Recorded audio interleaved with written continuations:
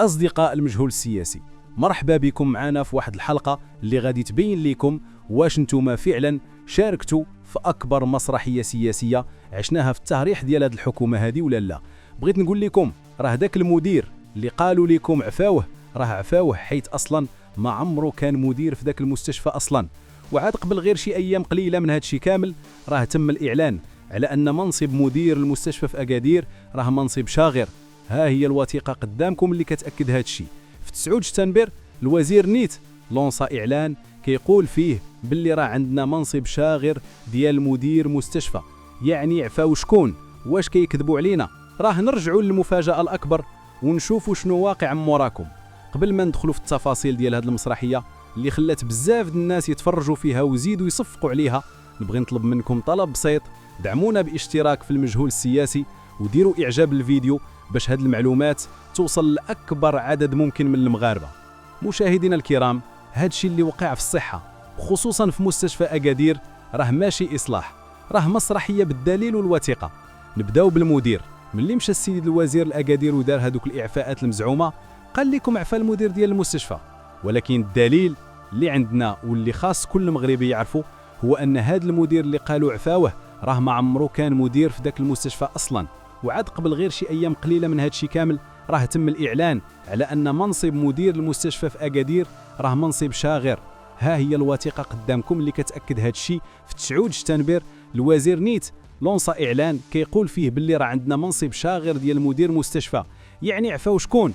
واش كيكذبوا علينا؟ نرجعوا للمندوبة. قالوا لكم راه عفاو المديرة الجهوية. هاد المديرة راه ما كانتش غير موظفة عادية، هذه راه رئيسة لجنة التعليم في جهة مراكش، وهي وكيلة اللائحة الجهوية ديال التجمع الوطني للأحرار. وهاد السيدة تم التضحية بها اللي هي صديقة ديال الحزب، يعني كيبينوا لنا أنهم داروا تضحية باش يسكتوا الاحتجاجات. دابا تخيلوا معايا، واش الإعفاءات كانت من أجل الإصلاح ولا كانت مجرد تمثيلية باش يتم التغطية على صفقات وعقود؟ ندوزو للصفقات. هذه هي القنبلة ديال هذا الفيديو. السيد الوزير خرج كيستعرض العضلات ديال لسانو قدام المغاربة وكيقول لكم أنا لغيت الصفقة ديال السيكوريتي الحراسة ولغيت الصفقة ديال الميناج النظافة، وقال باللي غيجيب شركات قوية وجديدة. وهذا القرار راه صيفط دوك المستخدمين مساكن اللي كيتقاضاو في البؤس 1800 درهم يموتوا ولا ينتحروا. ولكن السؤال اللي خاصنا نسولوه هو واش فعلا هاد الصفقات لغاتها الوزارة من بعد الاحتجاجات؟ الوثائق الرسمية كتقول لنا شي حاجة أخرى.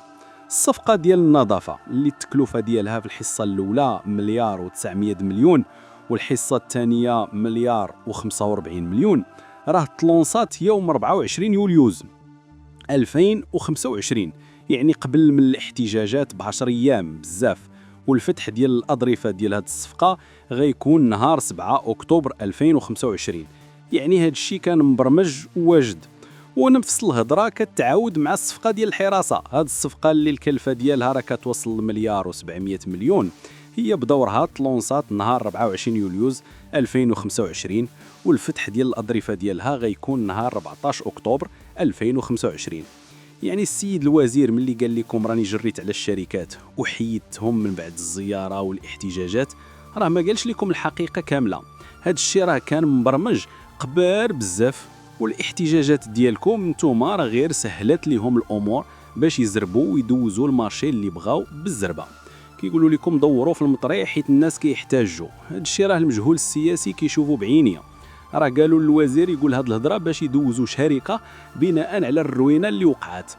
والادهى من ذلك هي الهضره اللي قالها الوزير بخصوص التمويل. خرج الوزير كيقول لكم باللي غادي يخصوا واحد 200 مليون ديال الدرهم باش يستثمروا في الاجهزه ويقادوا المستشفى. وقالوا لكم شكرا. ولكن يا المغاربه، راه هاد 200 مليون ديال الدرهم اللي كيهضر عليها راه تبرمجات في 2024، راه ماشي قرار جديد. بالكثر من هاد الشيء، راه هاد الميزانيه اللي وصلت في التعديلات ل 205 مليون ديال الدرهم توقع عليها في 30 ماي 2024 مع الوزير الطالب انذاك ومع رئيس الحكومه عزيز اخنوش والوالي ديال الجهه ورئيس المجلس. يعني هاد الزياره ديالو والاكل ديالو تما راه غير باش يديروا بها حملة انتخابية. هادشي كيقولوا الناس ولاو عايقين بيكم. هادشي كيوجهنا لواحد النقطة مهمة بزاف. الوزير أمين طهراوي اللي كنتعاطفوا معاه راه واضح باللي هو إنسان مغلوب على أمره، هو إنسان درويش ما عنده حتى علاقة بالصحة، هو أصلا موظف وجا كيكمل الوظيفة ديالو في واحد الشركة سميتها وزارة الصحة. هو بدون خبرة في واحد الحقيبة اللي خلات هاد الحكومة تولي حكومة أقوى ماشي حكومة ديال المغاربة.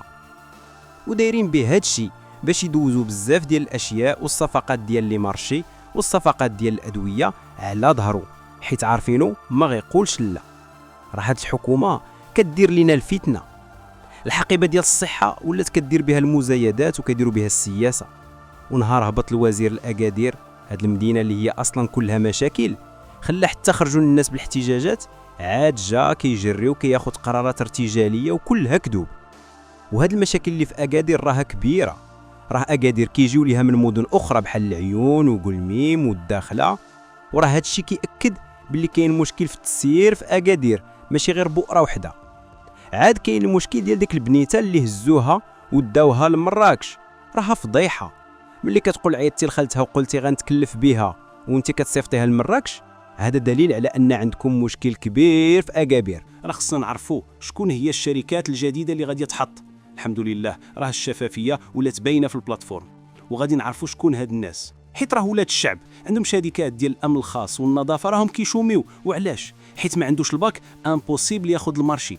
واليوم بالروينه وهاد الثغرات غادي يدوزوا الصفقه اللي بغاو. هادشي علاش؟ وبما ان هادشي ولا كيدار به السياسه وكيدير الفتنه، كنظن اننا كمغاربه خاصنا نطالبوا بواحد الحقيبه ديال الصحه تكون تكنوقراطيه، حيت هاد الحقيبه كتستحق تكون في يد التكنوقراطي. هادشي بان لينا من بعد الفيديو الاول والاثار ديالو وكيفاش تقبلوا المغاربه هاد المساله. المغاربه هادشي اللي كيبان لكم اصلاح راه غير تسريع المارشي وتمرير عقود المن بغاو. خرجتوا نتوما تطالبوا بحقكم سلميا، راه انا مع اي وقفه سلميه حيت السيل وصل للزوبه، ولكن هما استغلوا هادشي باش يقولوا ها احنا عفينا المدير اللي ما كانش مدير، وها المندوبه ديالنا اللي ضحينا بها، وها احنا دوزنا المارشي بالزربه.